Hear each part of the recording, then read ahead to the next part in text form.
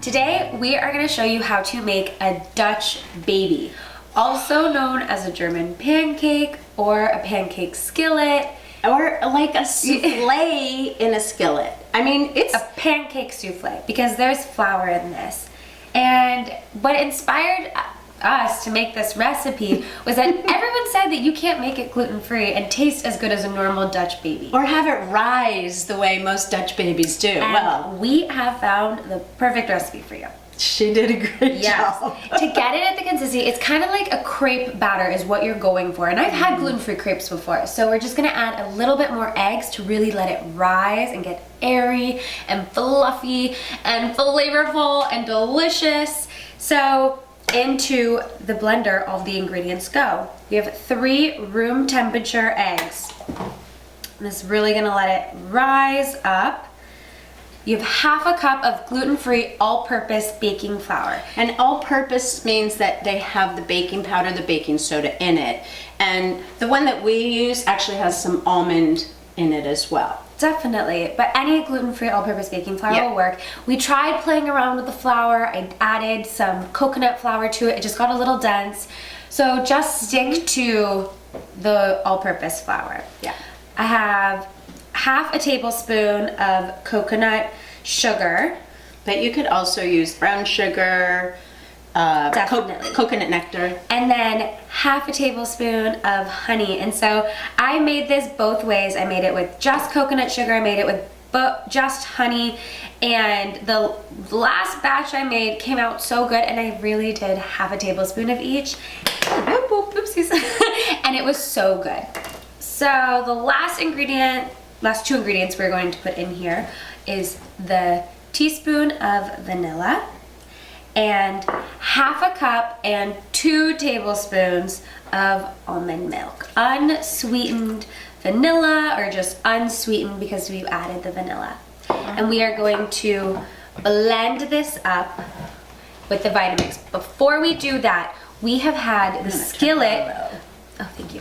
Before we blend it up, we've had the skillet heated, and we are gonna add 2 tablespoons of butter to the pan to nicely coat it so that this batter doesn't stick. And also you want the pan hot before we're gonna bake this in the oven. And the oven's been preheating? At 425. Perfect. So let's blend our batter up.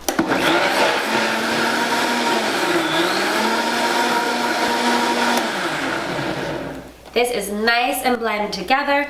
So we did it for about a minute. You really want to get everything creamed together beautifully. And before we pour this into the pan, I'm gonna have Pegs kind of move the butter all around. It's perfectly melted. And you want to get up along the sides so that the pancake doesn't stick to it. Yeah. Maybe take the little spatula and kind of rub it.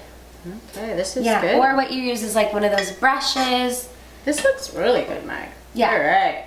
Perfect. So into this it goes. Beautiful. See that nice runny consistency? That is what you are looking for. This is what's going to get it. A lot of air and a lot of fluff. And now into the preheated oven it goes at 425 degrees, and it's going to bake for about 20 minutes. The Dutch baby has been baking at 425 degrees for 20 minutes, and you got to be really quick with taking it out because it souffles. Oh yeah.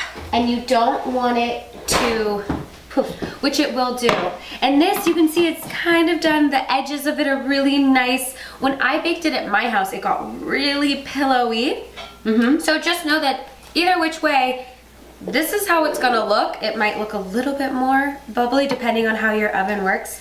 Either or, it's all good. And you wanna serve it while it's hot.